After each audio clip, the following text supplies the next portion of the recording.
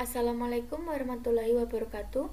Perkenalkan, saya Ega Stiani Mutia, NIM 72114191183 dari Akuntansi Internasional 2019.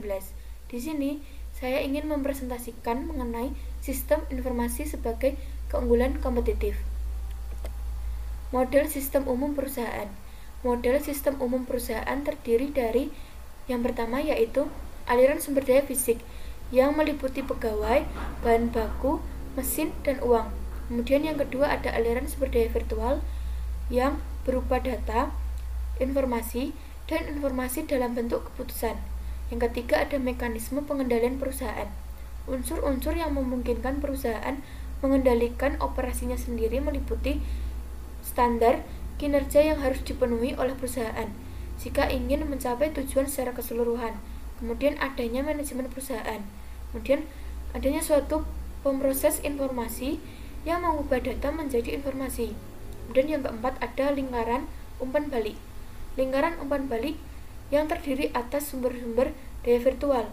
Data dikumpulkan dan diproses ke dalam pemroses informasi yang mengubahnya menjadi informasi, kemudian diberikan kepada para manajer untuk mengambil keputusan yang akan memengaruhi perubahan-perubahan yang dibutuhkan pada sistem fisik.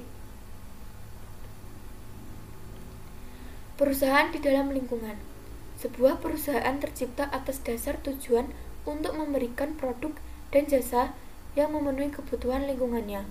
Sebuah perusahaan tidak akan dapat berfungsi tanpa sumber daya yang diberikan oleh lingkungan. Lingkungan ini dapat bervariasi dari satu perusahaan ke perusahaan lain. Lingkungan juga memiliki 8 unsur yang terdapat di dalam suatu sistem yang lebih besar yang disebut masyarakat. Aliran sumber daya lingkungan. Aliran yang umum terjadi meliputi aliran informasi dari pelanggan, aliran bahan baku kepada pelanggan, aliran uang kepada pemegang saham, aliran bahan baku dari pemasok.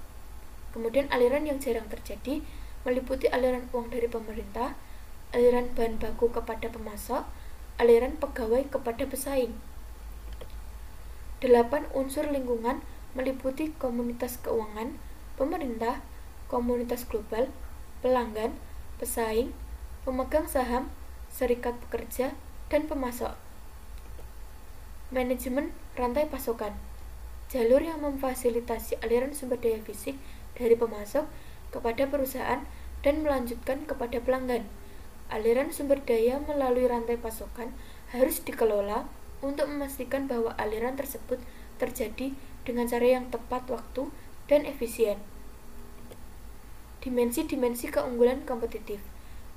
Keunggulan kompetitif dapat direalisasikan dalam hal mendapatkan keunggulan strategis, taktis, maupun operasional. Keunggulan strategis digunakan untuk mengubah arah sebuah perusahaan dalam mendapatkan keunggulan. Keunggulan taktis memberikan spesifikasi mengenai rencana strategis yang akan diimplementasikan. Kemudian keunggulan operasional mengumpulkan data dan informasi menggunakan teknologi informasi sehingga mencapai keunggulan operasional. Tantangan dalam mengembangkan sistem informasi global. Sistem informasi global atau Global Information System atau GIS diberikan untuk suatu sistem informasi yang terdiri atas beberapa jaringan yang melintasi batas negara. Beberapa kendala yang harus diatasi pengembangan GIS, yaitu kendala-kendala politisi, rintangan budaya dan komunikasi, masalah-masalah teknologi, kurangnya dukungan dari manajemen anak perusahaan. Manajemen pengetahuan. Semua aktivitas dari mengakuisisi data, memproses data menjadi informasi, menggunakan dan mengkomunikasikan informasi dengan cara yang paling efektif, serta menghapus informasi pada waktu yang tepat. Dimensi informasi. Dimensi yang dapat menambah nilai dari informasi meliputi relevansi, akurasi, ketepatan waktu, dan kelengkapan. Sistem informasi warisan. Sistem informasi warisan atau legacy system merupakan sistem informasi awal serta perangkat lunak dan keras yang tidak sesuai atau hanya sesuai secara parsial dengan teknologi informasi terkini. Manajemen gambar. Foto-foto digital dari cetakan dapat disimpan sebagai file-file komputer yang dapat dijadikan referensi oleh sistem informasi perusahaan saat ini. Terdapat perangkat lunak komputer khusus yang akan menerjemahkan gambar data teks dan numerik menjadi sebuah file pengolah kata. Format-format umum manajemen gambar terdiri dari Giant Photographic Group, Take Image File Format, Graphics Interchange Format, Standar Format Bitmap. Peranan gambar telah meluas dengan munculnya situs-situs web. Situs web yang efektif akan sangat visual, misalnya untuk foto logo perusahaan, produk, karyawan, dan gambar-gambar lain yang akan membantu pengguna menavigasi situs web tersebut. Manajemen gambar akan meningkat seiring dengan perkembangnya jumlah gambar.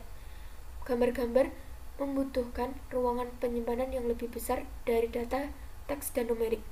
Perusahaan akan memerlukan format gambar yang konsisten sehingga seluruh aplikasi dalam perusahaan tersebut dapat memanfaatkan gambar yang ada. Perencanaan strategis untuk perusahaan. Perusahaan mengorganisasikan para eksekutifnya ke dalam suatu komite eksekutif. Kelompok ini biasanya akan bertanggung jawab atas perencanaan strategis bagi keseluruhan perusahaan. Pada tingkat yang minimum, komite ini akan menentukan rencana bisnis strategis organisasi. Rencana-rencana strategis untuk daerah bisnis. Sebuah perusahaan memiliki komitmen pada perencanaan strategis. Perusahaan melihat adanya kebutuhan bagi masing-masing area bisnis untuk mengembangkan rencana strategisnya, yang mana area-area bisnis harus bekerja sama dalam mengembangkan rencana strategisnya. Rencana area bisnis ini akan merinci bagaimana area-area tersebut akan mendukung setiap usaha yang dilakukan dalam mencapai sasaran strategisnya. Inti rencana strategis sumber daya informasi. Organisasi yang berbeda akan menciptakan rencana-rencana strategis sumber daya informasi yang berbeda pula. Namun, terdapat dua topik inti yang terdapat di setiap rencana. Yang pertama yaitu sasaran yang akan dicapai oleh setiap kategori sistem sepanjang periode waktu yang dicakup oleh rencana. Kemudian, yang kedua ada sumber daya informasi yang dibutuhkan untuk mencapai sasaran tersebut.